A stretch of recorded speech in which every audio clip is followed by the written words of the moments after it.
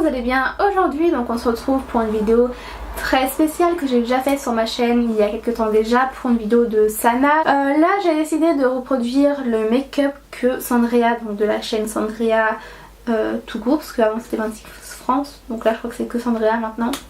Je vais vérifier quand même. J'ai un petit doute. Donc dans tous les cas je vous mets le lien de la chaîne de Sandria juste ici dans le petit, je le mettrai sûrement à la fin de la vidéo.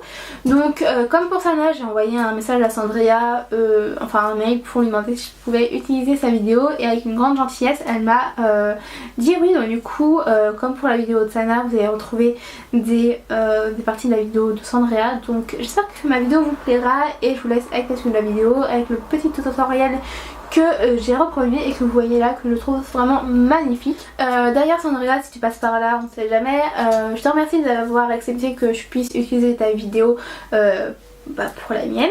Et donc du coup voilà, je te fais des gros bisous. Franchement continue tout ce que tu fais, franchement c'est génial. Je t'avais déjà fait une petite déclaration on va dire sur ma vidéo où je peux présenter ta palette, donc en collaboration avec Sephora. Donc n'hésite pas si tu veux aller la voir et me dire ce que t'en penses, et même vous mes abonnés, n'hésitez pas à me dire également ce que vous en pensez et à aller voir cette petite vidéo. Et donc du coup j'ai assez parlé je pense. Et donc du coup j'ai assez parlé pour le moment je pense, et je vous laisse avec la suite de la vidéo. Du coup c'est parti. J'ai appliqué Stardust en fait partout sur ma paupière, donc ça va pas forcément se voir, c'est uniquement pour unifier ma paupière, mais aussi pour la poudrer en fait, et pour que les fards glissent très bien après.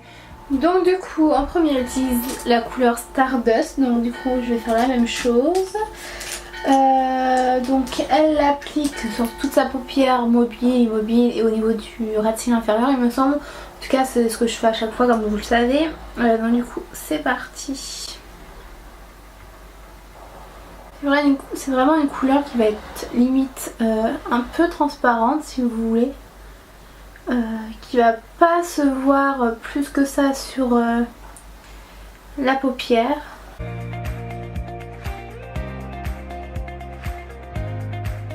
Je sais pas si elle en met au niveau d'ici, mais je préfère en mettre quand même, parce que vous savez que je fais toujours comme ça.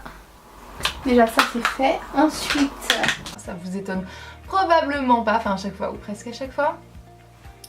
Donc hop, cette couleur-ci appliquée avec un pinceau comme ça fluffy, c'est parfait pour unifier une paupière.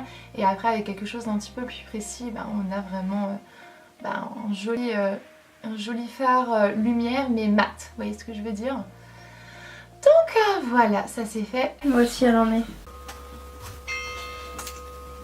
Elle sonne toujours cette cloche à chaque fois. C'est un de mes fards préférés en fait dans cette palette, parce que c'est un pêche qui est juste magnifique, avec une toute petite paillette dorée qui est pratiquement imperceptible. Donc du coup on va prendre la couleur Vénus, donc qui est un rose très joli, et elle vient appliquer la couleur donc dans son creux de paupière, donc toujours tapoter pour tirer l'excédent. Donc c'est parti. Hop.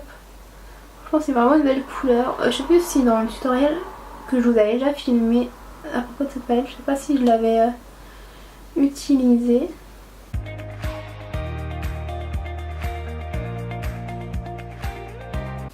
Bon là pour une fois j'ai pas mis d'highlighter parce que j'ai pas l'impression qu'elle en ait mis. J'ai mis juste le blush de chez Benefit, le Gold Rush au niveau de ma demi-joue tout simplement. Parce qu'elle a un petit côté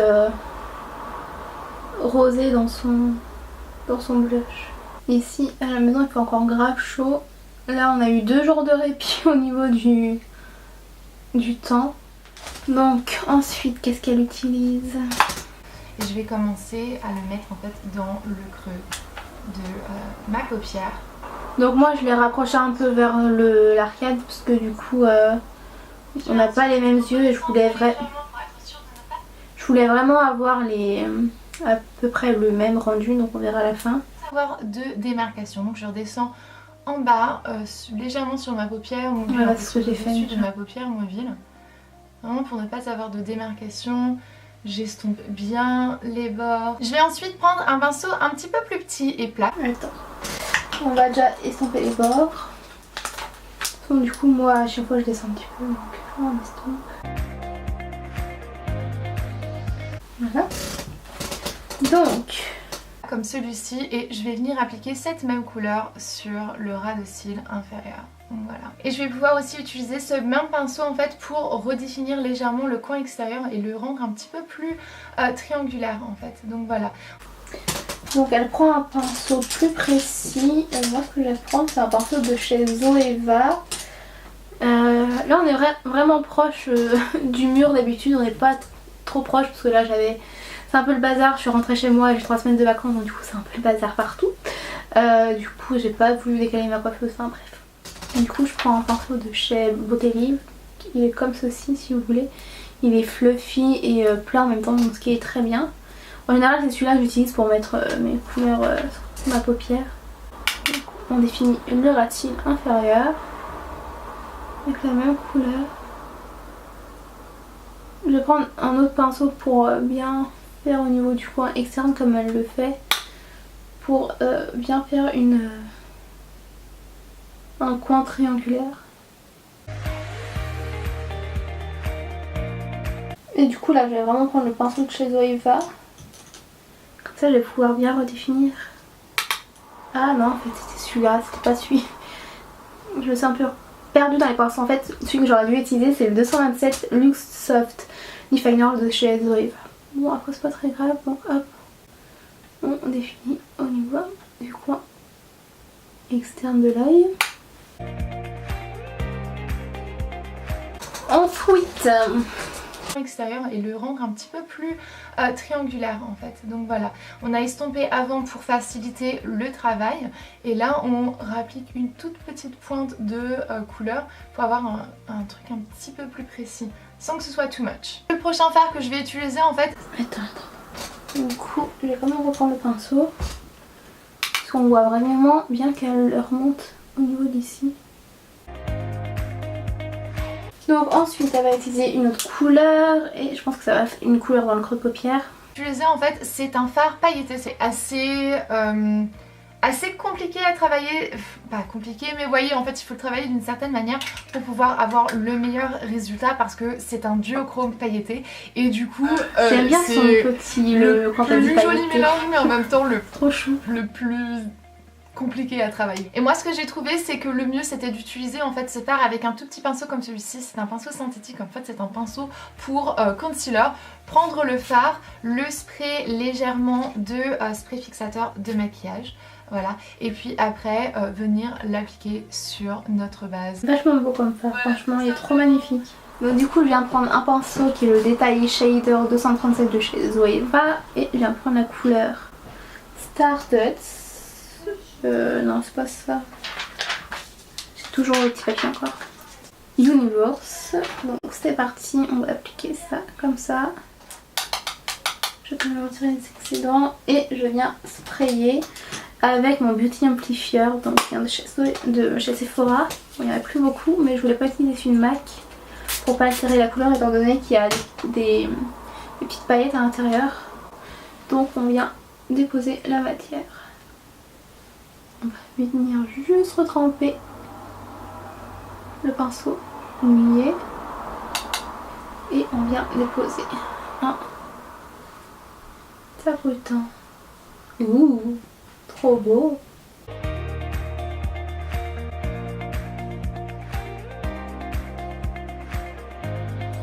Par contre attention aux chutes avec celui-là, surtout quand c'est plus sprayé du coup. Putain, il est vraiment magnifique ces couleurs.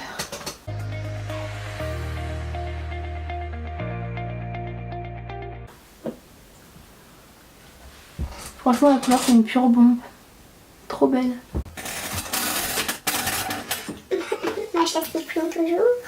Ce fard fait des chutes, hein. C'est pratiquement inévitable. J'ai fait voilà, mon ça avant parce que vous voyez avec un tout petit pinceau en fait comme ça. Si, elle a de la on peut light balayer les chutes. Mais il fait des chutes, hein. C'est un duochrome pailleté, c'est pas possible en fait de ne pas faire des chutes, j'ai envie de vous dire. Mais très sincèrement, selon moi, si on me demande mon opinion, ça vaut la peine parce que cette couleur est juste... En fait j'ai pris un pinceau trop petit, j'aurais dû prendre un pinceau un peu plus large pour pouvoir bien travailler le tout. Mais non, c'est comme... Après elle est plus foncée sur elle je trouve. On verra si on en rajoute un petit peu après. Donc ensuite. Ce que j'adore faire aussi pour rehausser très légèrement en fait la paillette du Far Universe, c'est que je prends Mercury qui est juste au-dessus. Et je vais venir en appliquer juste très légèrement, juste là au centre. Et ça va donner un petit coup en plus en fait. Donc c'est parti, on va prendre un autre pinceau. Alors, on va prendre celui-là. On va prendre la couleur... Oups. Et on va prendre la couleur Mercury qui est juste au-dessus. Et on vient la tapoter au centre de la paupière. C'est juste pour donner un petit coup de peps en plus. C'est vrai que c'est joli. Ça faisait longtemps que j'avais pas utilisé cette palette, mais franchement elle est géniale. Ensuite, qu'est-ce qu'elle le petit, la petite? Là, je trouve qu'elle est plus intense la couleur sur elle. Parce que j'ai pas réussi à bien la travailler. Par contre elle fait une petite pointe et là elle estompe les bords. Du coup, étant donné qu'elle vient faire comme une petite pointe, je vais reprendre le pinceau.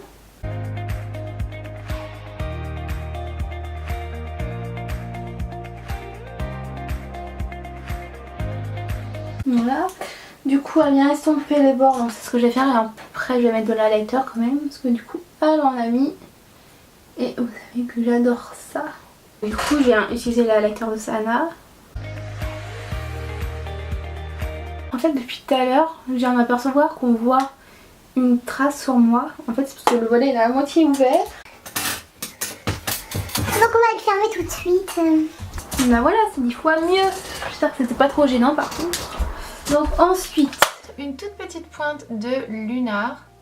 Donc vraiment c'est une couleur très neutre, ni chaude ni froide, qui va venir se placer vraiment facilement avec une... Donc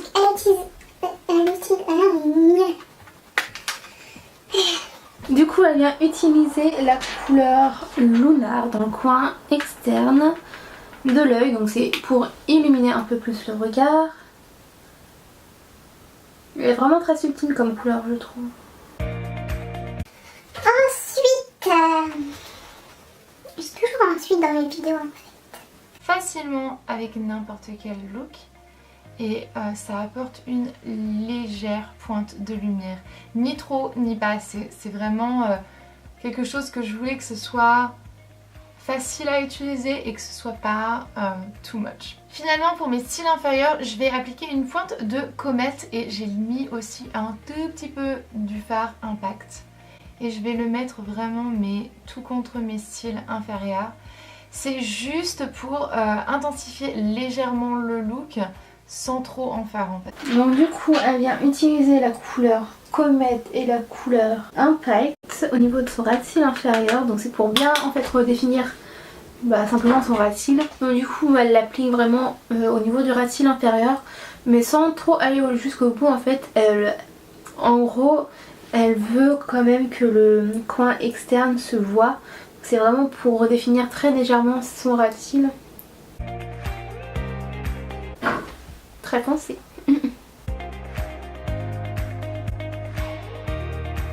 J'aime beaucoup, ça fait ressortir mes yeux. Il n'y a pas de démarcation mais je vais pas plus loin.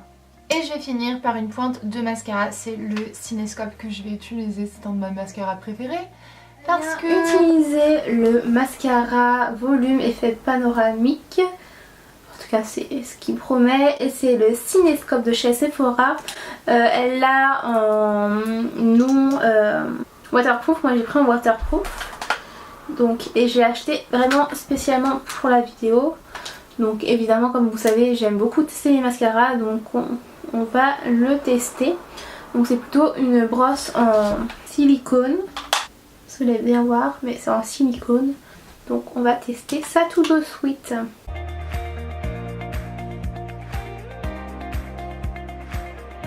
Déjà la brosse ça fait pas mal parce que des fois certaines brosses en silicone je trouve que ça fait mal quand vous appliquez le mascara. Là ça va, donc c'est plutôt pas mal. Il attrape assez bien les cils. Ouais si, il est pas mal du tout. En plus il est un peu incurvé, je sais pas si vous allez bien voir. Et on vient d'en ajouter au niveau du ratile inférieur également. En approchant, je vois que j'ai plein de petites particules de la couleur. Bon bah je vais briller pour ce soir, écoutez. Hop, donc on poursuit le test mascara. Ah sinon il est vraiment bien hein, parce qu'il fait vraiment il apporte vraiment de la longueur, volume, effet panoramique. J'aime beaucoup, ça fait des beaux styles. Donc on va faire à l'autre œil du coup. Évidemment parce que sinon ça fait bizarre. Ah mais elle a pas mis de couleur en dessous à l'arcade, je crois. Et j'ai même pas recourbé mes cils hein. Franchement il est au top. Ah non il est vraiment cool. Il est top. Je vous le conseille vraiment. Et en plus il me semble qu'il est pas trop cher.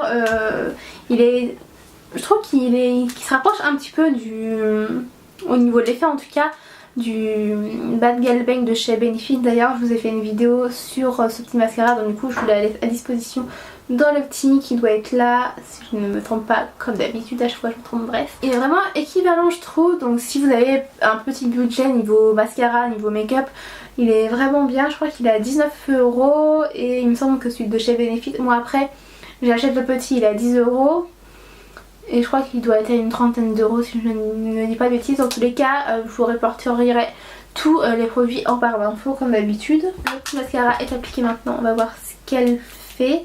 Je pense qu'elle va appliquer soit une couleur en dessous de son arcade, soit un rouge à lèvres. Il est vraiment dingue. Je suis en train de me demander si j'ai envie d'en mettre sur les cils inférieurs en fait. Et j'aimerais pouvoir avoir votre réponse maintenant. Ah merde, j'en ai mis mon vieux. Bon non mais ça va. Je vais faire une toute petite pointe. J'aimerais bien avoir ces cils, ils ont l'air grands, beaux et tout. Et pour finir le make-up, je crois que je vais mettre le rouge à lèvres liquide 13 de Sephora. C'est le mauve quelque chose, je sais plus trop. J'aime trop les dents. Mais je pense que je vais mettre ça, c'est rose.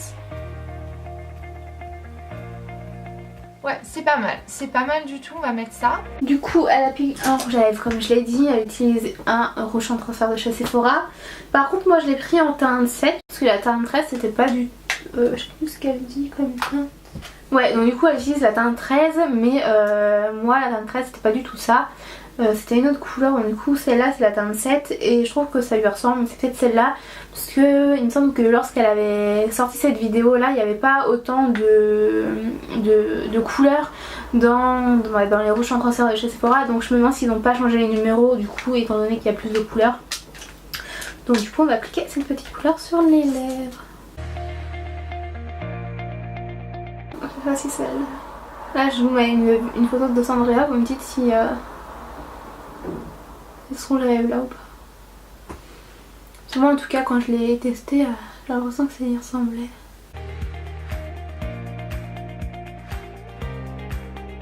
Et ensuite...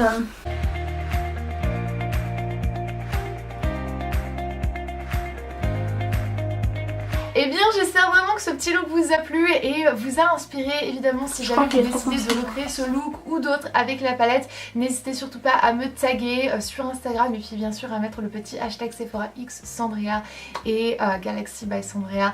Et moi voilà, enfin j'ai vraiment trop hâte de voir ce que vous allez faire et de moi m'inspirer de vos looks. Je suis hyper excitée et en même temps... Non, moi celui que j'ai c'est pas la même couleur.